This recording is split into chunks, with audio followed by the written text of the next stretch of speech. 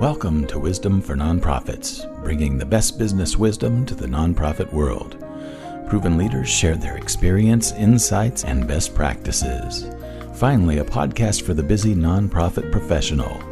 And now, your trusted advisor, Bettina Meyer-Flug.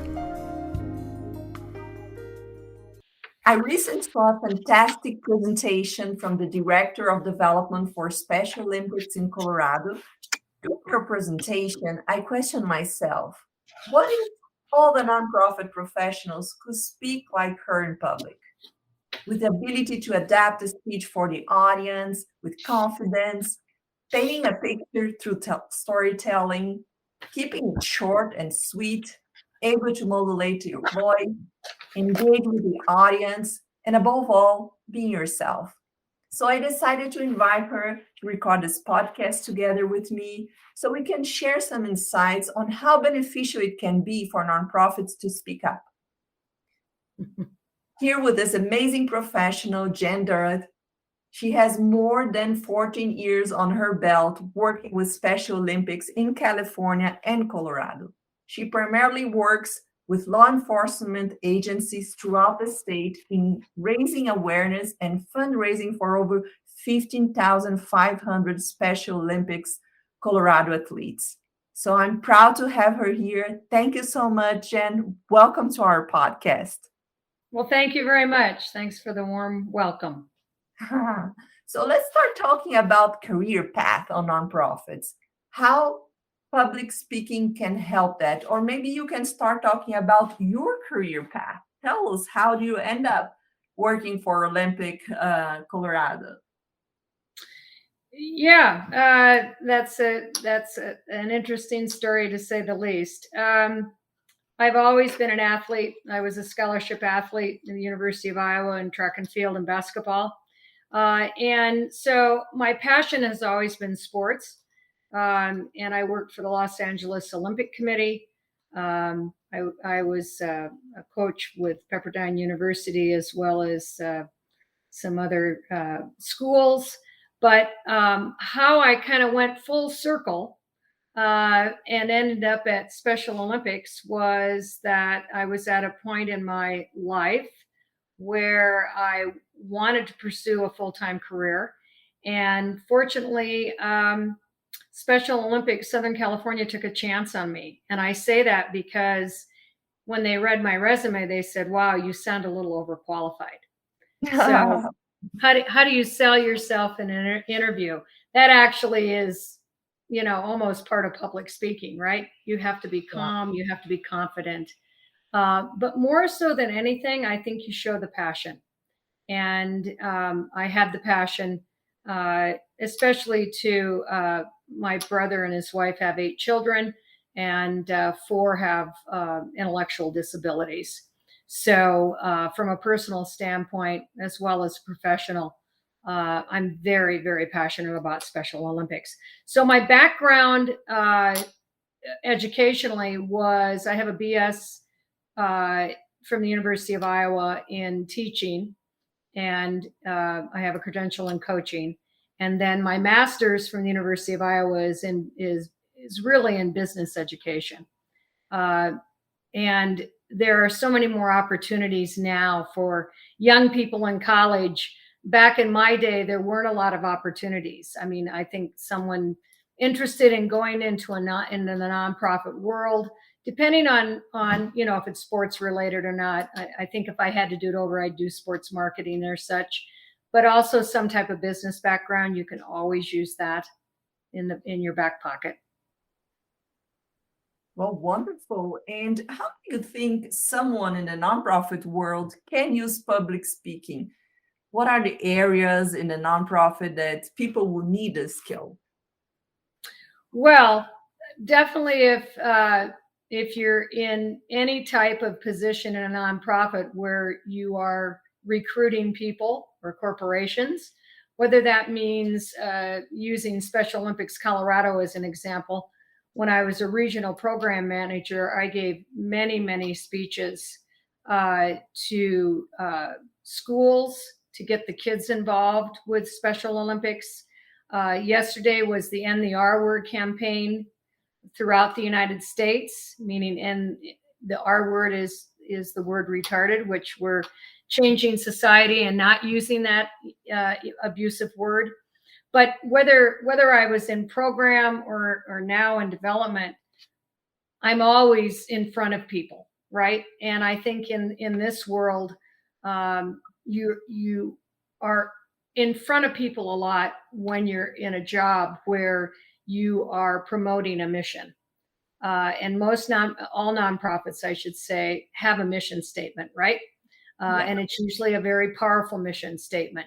So whether you're trying to sell a company on jumping on, for fundraising purposes as sponsorships and such, or whether I'm talking to a Boy Scout and Girl Scout group, as I did when I met you, or whether I'm talking to a special education teacher at Weld County Schools or somewhere, I'm in front of an audience. And so the mission statement and the purpose of the speaking never changes, in that mission is always constant. It's just that depending on the audience, the pitch changes. Yes, talking about audience, maybe when you work inside a nonprofit, the board members is an important audience. How do you sell your ideas to the board members? How do you use public speaking for that? Well, I'm not at a high enough level to actually have to recruit board members. That falls to our CEO for sure. But the one thing that I love about Special Olympics Colorado is that whether it's myself going into a company to make a pitch to get them engaged as a sponsor, let's say for a torch run or for a polar plunge, versus our wonderful CEO, Meg Scremen, who is approaching, key people in the Denver community to be on the board of directors. The one thing that I love about Special Olympics Colorado is that we never try to push ourselves onto anybody, because we may not be a good fit for someone, right? Personally, or for a company. And I so respect that about Special Olympics Colorado, that after making a pitch and meeting with a CEO or vice president of marketing or such, or community relations, it always ends with, you need to make the decision if, your mission statement fits in with our mission statement. And if that we can partner together so that there is an equal purposeful mission for both of us, right? And I think that's a big piece. And as far as formatting the speech, again, it depends on the audience. In speaking, when I met you to the Boy Scout troop and the Girl Scout troop, I wanted to make sure I didn't come across too corny. I mean, because it's a much younger crowd, right? And yeah. I'm a much older crowd. So how do you find that balance? And with public speaking, I think the beauty of all of the technical abilities we have now in public speaking, I always start with a video, right? Anything to kind of a gotcha. And for most nonprofits, we all have a gotcha, right? We all have a story that we can touch somebody's heart. I don't care if they're 15 years old or 60 years old. If they have a heart, usually we can reach them. They may not admit it. A teenager may not admit it, but if I pique their curiosity at all, that's all I want to do, right? To maybe get the conversation going, so that maybe I plant the seed that maybe some of those teenagers aren't ready yet, but maybe 5 years from now, when they're in college, they say, you know what?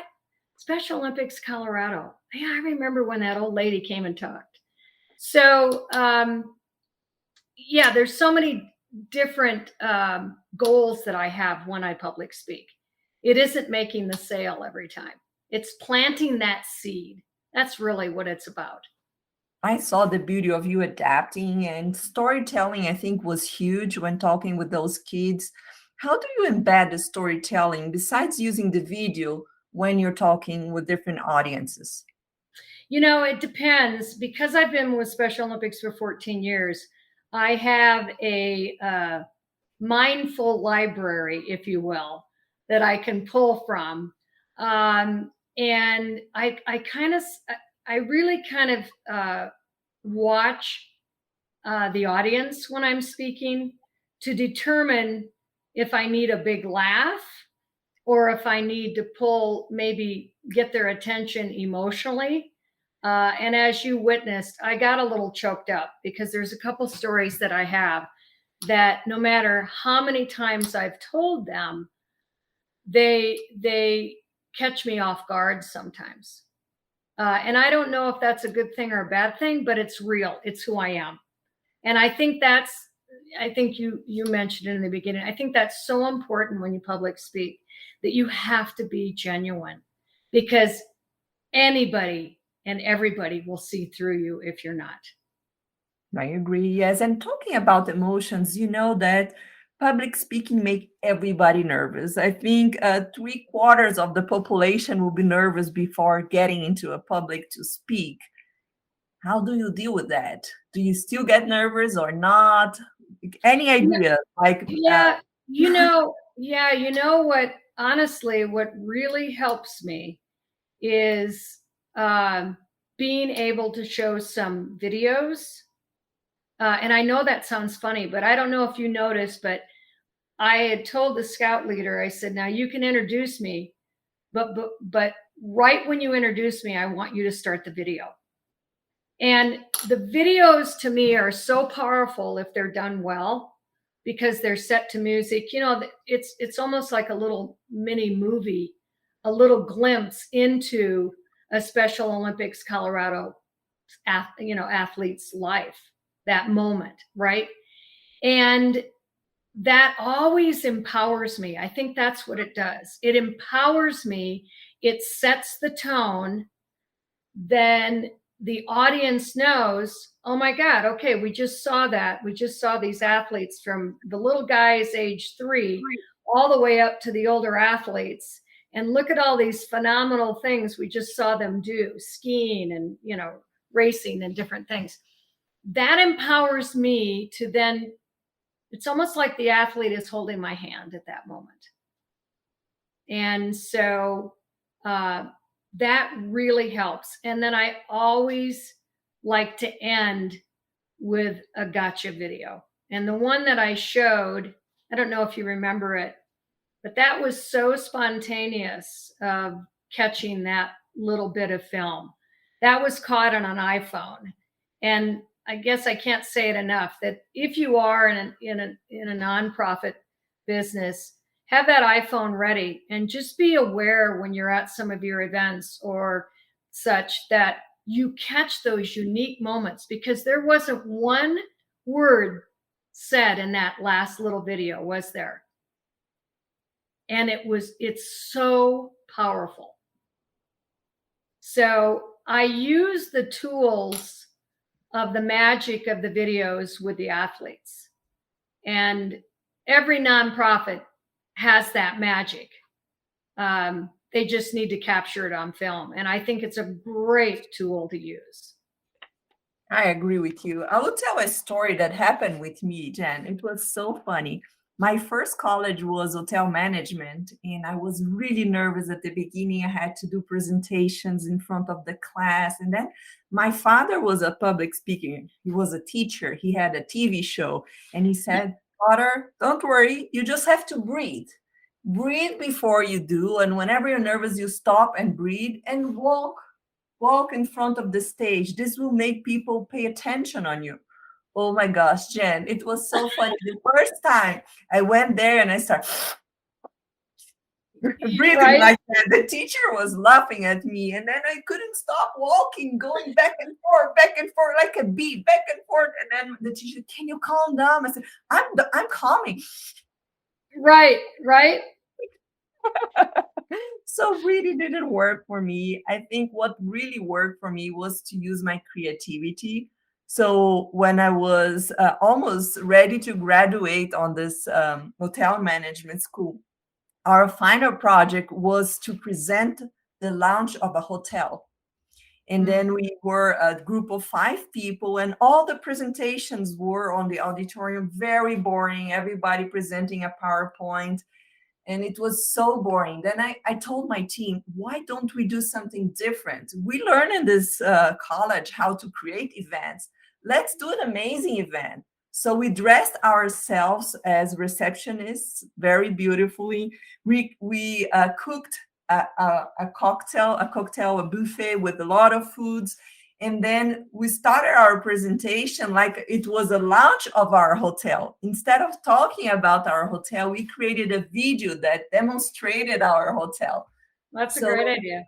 I was the speaker and I said, welcome, teacher, to our event. Today is the launch of our hotel, and we're very happy to have amazing people in our event. And my colleagues were distributing food among them. And instead of talking, how about showing our hotel? And then we presented the video, and the teachers were like that. Oh my God, this is so good. We had music, and then we thank everybody. So just by using your creativity, you can change the whole environment, surprising people too. Yeah, absolutely. You're exactly right. And the one beauty of being a nonprofit is, and I know I keep saying it, but it really is true. We all have a incredible mission to serve.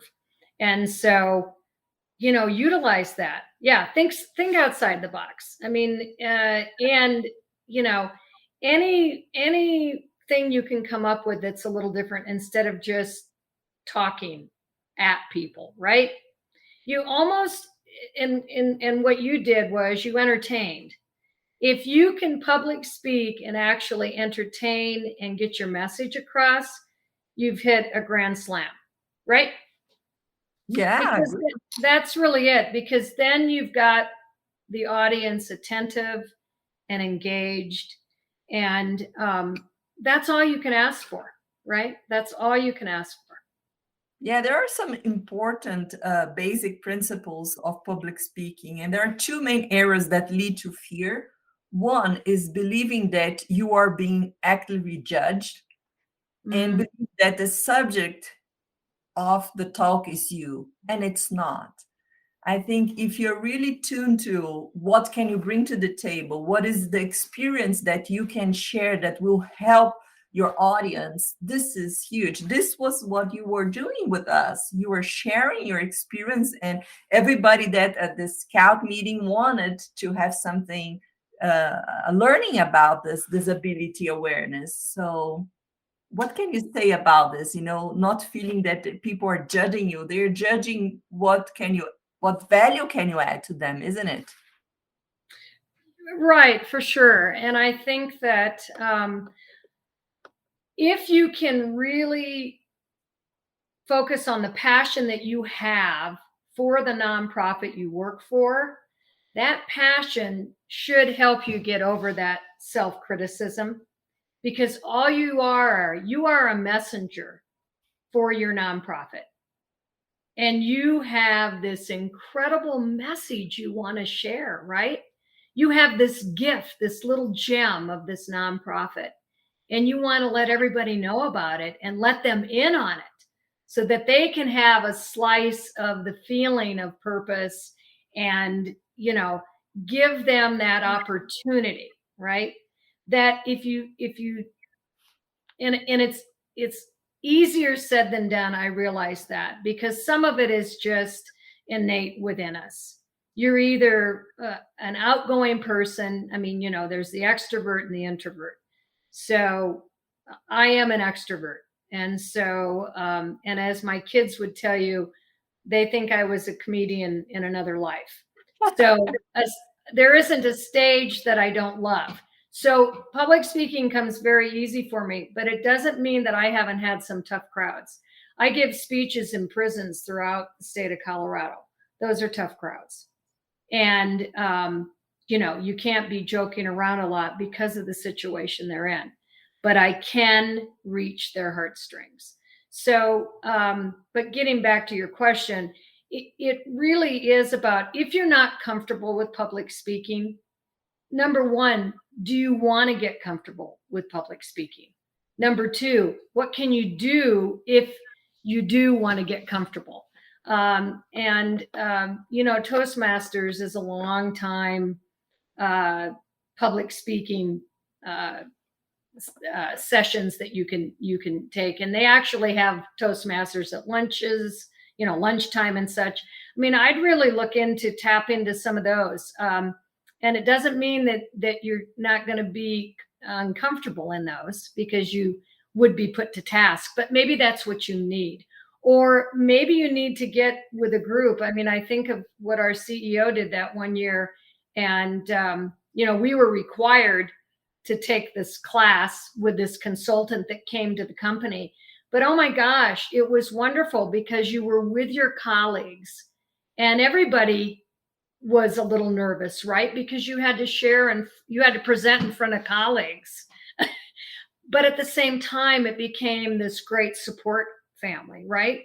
And so lean on some of the staff that you've witnessed are good public speakers, and say, hey, could you help me understand how to do that? What tools do you use? You can tap into so many people within your own nonprofit, right, to ask them. And usually it's development department and community relations people that are going out and speaking. So yeah, there's a lot of different avenues. For sure, yes. I did a 1 year public speaking training every weekend. Was really helpful. Prepare speeches every weekend and present to my friends. So having this accountable partners was huge. And some tips that I learned, one of them is speak from an outline, not from a script. This is huge. If you know what is the message that you want to send, then improvise and try to adapt to your audience. How do you do that if you prepare something and then you arrive and your audience is not what you expected? Yeah, I think I've been groomed well for that flexibility. Probably because I was an events manager for so many years with Special Olympics, and you really had to think on the fly, right? You always have to try to kind of stay one step ahead. The other thing I a lot of times will do is I'll sit, like when I came and spoke that night where we met, I sat in my car for about 5 minutes and just kind of regrouped as to the process of what steps I was going to take. And if I felt that the kids weren't engaged, how could I pull them back in? So I usually have an extra story or two if I think I need it. And I always have one extra video as well. Because again, it goes back to, if you're losing people, you're boring, probably, and you want to entertain, right? It's almost like a fun infomercial almost, without really, it's an indirect sale, in the sense that when I first put on that first video before I spoke, I love the power of that video because of the music. Again, we have at our fingertips, all of us do who have to public speak, so many great, pieces of material that at least that our marketing department puts together. And I'm guessing, all the nonprofits have that opportunity. And if they don't, they farm it out, right? But when you say, how do you think of it, just as you're presenting, that, I mean, honestly, some of that comes with experience, right? Because it takes time to get comfortable in knowing that maybe you're losing the audience, right? And not to panic, but how do you reel them back in? How do you reel them in, right? And yes, if you're focused on the outline, sometimes you have to change the order of what you're talking and bring something that is a topic of interest for the people right now, or also give them space. Make a question, let them think about it. Because if you make questions, you engage with the audience, and then you start making them think about it. Right. Right. Yeah.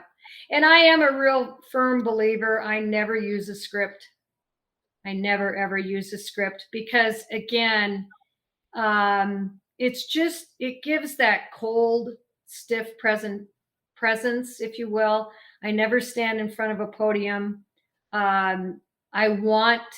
Sometimes I'll even get a little closer to the audience because I think, our physical presence communicates so much that if we're too far away from the audience, that physical distance can cause an intellectual separation. So that's another kind of trick of the trade. But again, experience, and if you're new at public speaking, then you need to practice, right?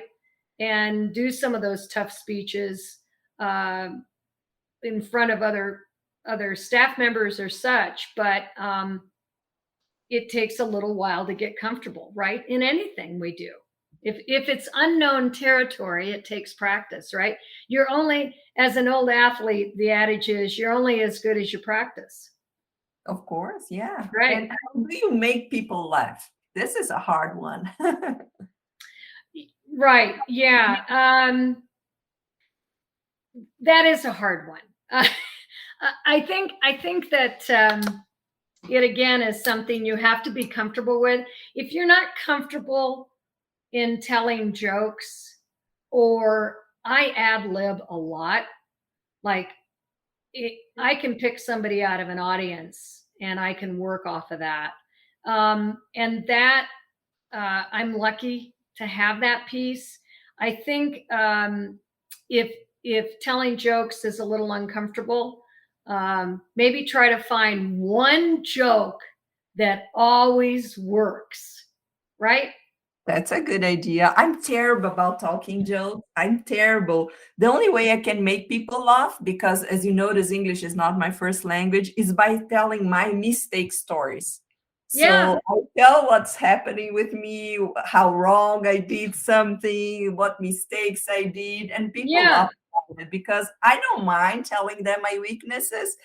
Sure. I'm not perfect, so they relate with me when I tell what I did wrong.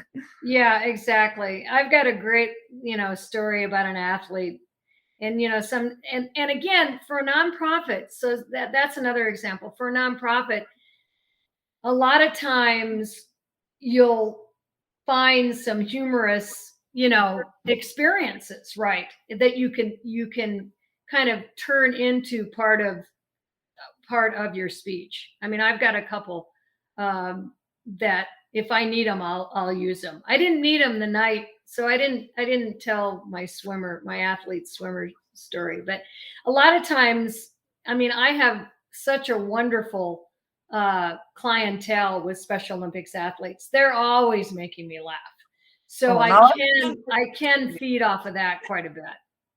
Now I want to know the story. Please tell me this story. I knew. See, I reeled you in, didn't I? So, and it's just kind of a little aha, but it so emulates our athlete populace. So when I was in Southern California working for Special Olympics there, I was a regional manager, which basically meant I had so many counties within a region, and I would stage all of the competitions year round. So all of our swim meets were outside because it's Southern California, so you don't need indoor swimming venues, right? Whereas here in Colorado, you can't find an outdoor swimming venue. They're all indoors. So I had a swim meet with over 200 athletes, and you get to know the athletes every year because I'd been there 6 years. So on the 6th year, so I got to know the coaches really well. I got to know a lot of the athletes. So the Santa Clarita coach was checking in, and he pulled me aside and he goes, "Oh, Jan, I'm so sorry." He said, "But Johnny's not going to be here today." And I said, "What? Johnny never misses a swim meet. He goes, I know. He said, Johnny loves to listen to the radio. And Johnny's probably in his 30s. And he said, Johnny heard the weather report this morning and heard it was raining and he didn't want to get wet. That's a true story. And I love that story because it's so sweet. And yet it's funny. It's just adorable, right? I love it. You're very So good. you can use that one somehow, some way, right? But I mean, yeah. And I won't go in and tell this story, but I had an aha moment with an athlete. I had a plunge in Trinidad on Saturday, and she gave me this story that I had no idea when I was at Trinidad on Saturday that it was going to happen. But this happens often with the athletes, that they bring me almost to my knees because of their innocence and their sincerity, and they're so genuine. And so if you're blessed to work for a nonprofit that has, I mean, a mission statement of such, that's working with people and such, surely you've got some stories you can tell. Just kind of dig deep or ask some of the staff that have been there a while, right? If you're just starting. Yeah. Of course, yeah. And something I would like to share with people is also how to prepare for an interview when you're talking with the media. That it's very important not to over prepare. It's very, very important to be flexible, go as the flows, because you can look like a robotic and not being yourself by over preparing sometimes. Do you have any experience in interviews and working with the media? Well, yeah. I mean, especially at events, because newspaper reporters are always showing up at our plunges. Case in point, at Trinidad, a local newspaper reporter came. I can tell you that, and this is for rookies that are just starting out. If there's been any type of incident, don't talk to a reporter. That's number one. Because at least the protocol we have is that if there's been any type of incident at any of our events, we immediately say, yes, we'd be happy to talk to you, but let me get our CEO or our vice president of marketing here to speak with you. That's an important piece, because you don't want to get into a legality, right? And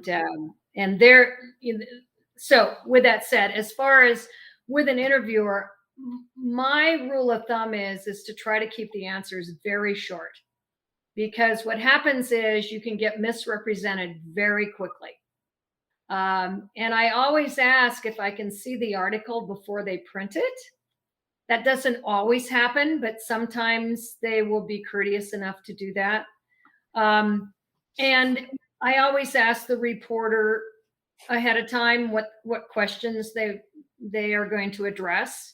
Do they want to hear the history of how Special Olympics got started? Why is law enforcement involved with Special Olympics? What do you mean you work with law enforcement? How did that happen? So I want to know ahead of time, so then I can mentally prepare very short, concise answers. Perfect. I love what you said. How about staying within the time limit? Not everybody respect the time of the speech. How do you proceed on that? I try always to be on time, to be respectful with people's time. What is your approach for that? Are you talking in regards to the length of my speech? Yes. Yeah, I mean, definitely. I always ask, what, how long of a speech they want, how much time do I have? I even ask them if there's specific things they want me to cover, no different than you did with me for this interview. And honestly, don't we all, if we're public speaking? I mean, I have an interview. I mean, I have a speech that's 2 minutes long, 5 minutes long, 10 minutes long. I try also to bring an athlete with me to speak. So if you have a nonprofit where you can bring, a member that actually benefits from your nonprofit, that's always very valuable. And I never, ever follow an athlete's speech because the athlete is the star. But yeah, I kind of have them, if you will, in the can, so to speak, that the different lengths of speeches. Yeah. What I noticed from your speech is that you speak from your heart. And I think when we do that, that's the magic of it. What can you say about it? Yeah, it really is. My father is 98 years old. He just turned 98 February 11th. And we transitioned him into an assisted living home. And it's like he's running for mayor. And I tell this story because he hands out these little quotes to anybody he sees in the hall. And the one that I have right here on my computer says, life's most persistent and urgent question is, what are you doing for others? Martin Luther King Jr. And I think exactly what you just said. If you're passionate about your work, there's no way that will not shine outwardly when you're public speaking. It's impossible not to have that come through. And I think it also helps with the nerves, because if you are really, really passionate, that's what you're focused on. You're focused on the gratitude of being able to speak and to share this wonderful, wonderful mission and message. And it doesn't get any better than that. So the focus really, when you're preparing, is all about the mission, not about, does my hair look okay? Am I, what are they going to think of me? Who cares what they think of my presence, as long as I am genuine and I am sincere and I am passionate. I totally agree. Yes, I'm passionate about nonprofits. That's why we're recording this podcast. I want to help every nonprofit professional to thrive, to shine, to stay in this industry. And that's the intention of the podcast. Thank you so much for being with us. I would like you to tell people how they can get in touch with you, all about your events, and how they can get to know more about your organization. Yes, thank you. If anybody wants any more information, if you go to Special Olympics CO for Colorado.org, you will be immersed in everything imaginable about Special Olympics Colorado, from programs to fundraising events to how law enforcement got involved with Special Olympics. And it's a very user-friendly website. I mean, at the up top of the tab, it'll state, how to get involved if you want to volunteer. It has a tab to meet all the staff. So if you want to get a hold of me, you can click on that, and my email address will be there. I don't expect anybody to remember my last name. It's too involved. So just go to specialolympicsco.org. And if you're really lost, just Google us, and you can always call as well. Thank you, Jen. I'll put everything she said on the description of this podcast, so you can get in touch with them, all the social media channels.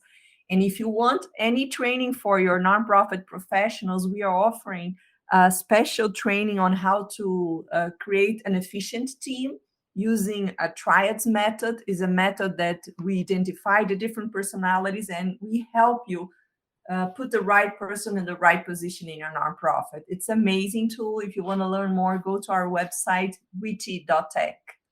Thank you, Jen, for your help today. You really helped other professionals in this area of nonprofits. I admire what you're doing, and I hope I can be part of your next event with all our scouts. Well, thanks. I hope to see you at the Windsor Plunge. Thank you so much. Have a wonderful night. All Bye. Right, you too. Bye-bye.